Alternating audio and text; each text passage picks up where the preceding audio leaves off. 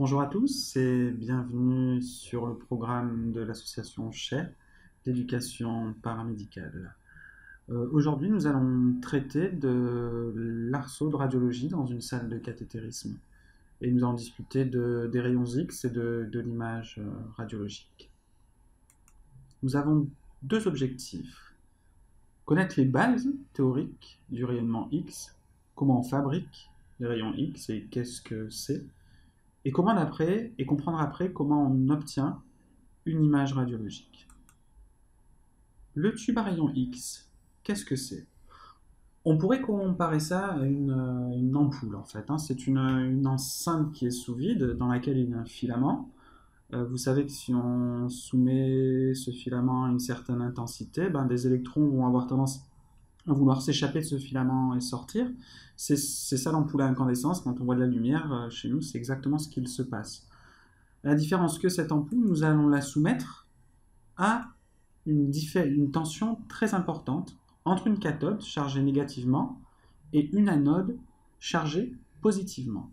Qu'est-ce qui va se passer? Les électrons sont chargés négativement, vont être attirés par l'anode chargée positivement et vont venir la percuter. En la percutant, ils vont interagir avec cette anode qui a la particularité d'être une anode constituée d'un atome avec un numéro atomique très élevé. Essentiellement, la plupart du temps, c'est du tungstène. Voilà. L'interaction de ces électrons avec cette anode va produire des rayonnements X qui vont servir à fabriquer l'image. De façon un peu plus scientifique, vous pouvez voir ici le tube à rayon X, l'anode, la cathode, les électrons qui sont projetés contre cette anode et qui vont interagir en produisant des rayons X. Nous précisons que bien sûr tout ce tube est entouré d'une enceinte plombée ouverte dans sa partie inférieure pour laisser sortir les rayons qui participeront à l'image.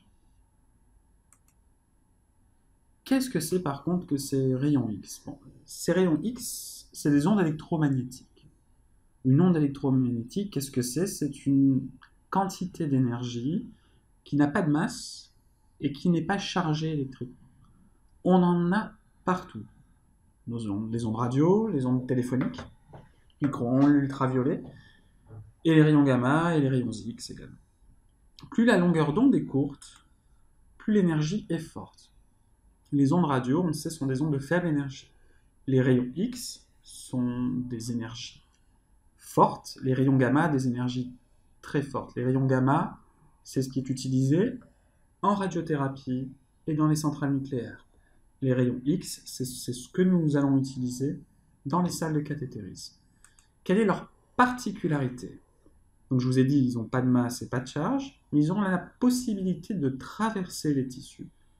Et en traversant les tissus, de produire des effets. Ces effets, on va appeler ça des ionisations. Voilà pourquoi vous entendrez souvent parler de rayonnement ionisant. La chaîne de l'image, qu'est-ce que c'est? Le tube radiogène va émettre les rayons X qui vont aller se projeter sur un détecteur et entre les deux, nous allons mettre le patient et nous allons voir ce qu'il se passe.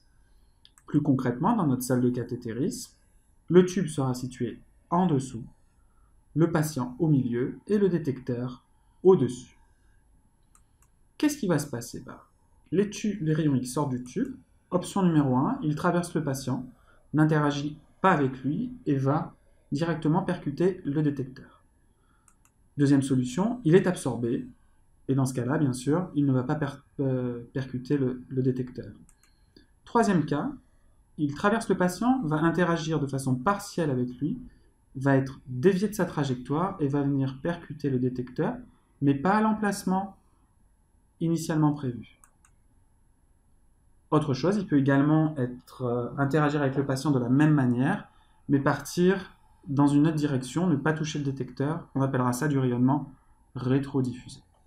Le rayonnement transmis et le rayonnement absorbé vont participer à l'image radiologique. On appelle ça du rayonnement utile. Par contre, le rayonnement diffusé et rétrodiffusé est un rayonnement polluant voilà, qui ne participe pas à l'image radiologique, voire la dégrade, et qui peut potentiellement être nuisible à nous autres.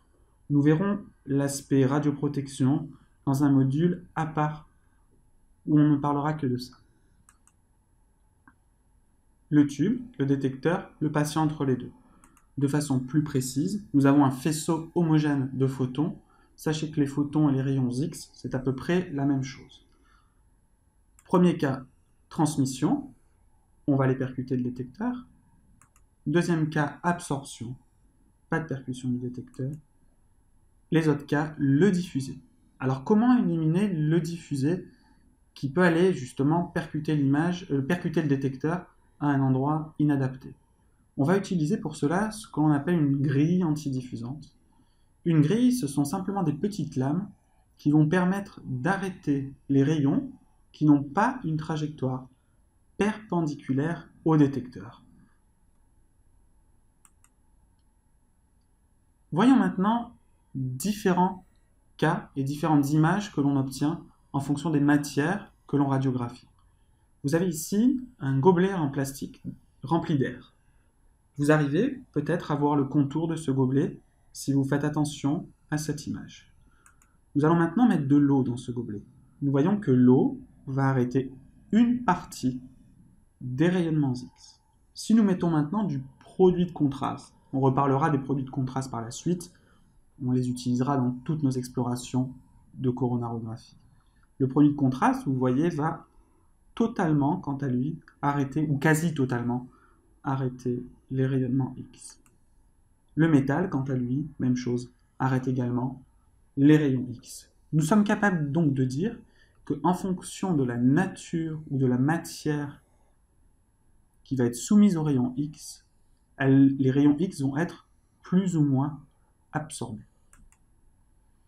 La transmission est importante pour l'air, un peu moins importante pour l'eau, et très faible pour le métal.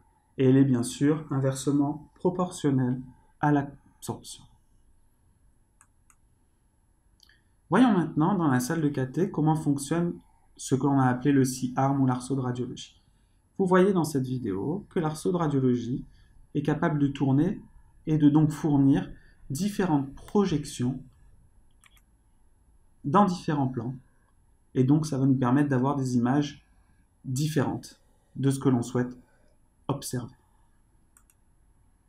En conclusion, les rayons X, qu'est-ce qu'on peut dire? Que ce sont des rayonnements électromagnétiques capables de traverser les tissus et d'interagir avec eux. On sait qu'en fonction de la matière traversée, ils vont être plus ou moins absorbés. C'est cette différence d'absorption qui va former l'image radiologique.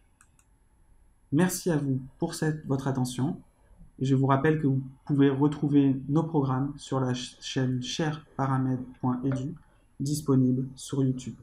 Merci.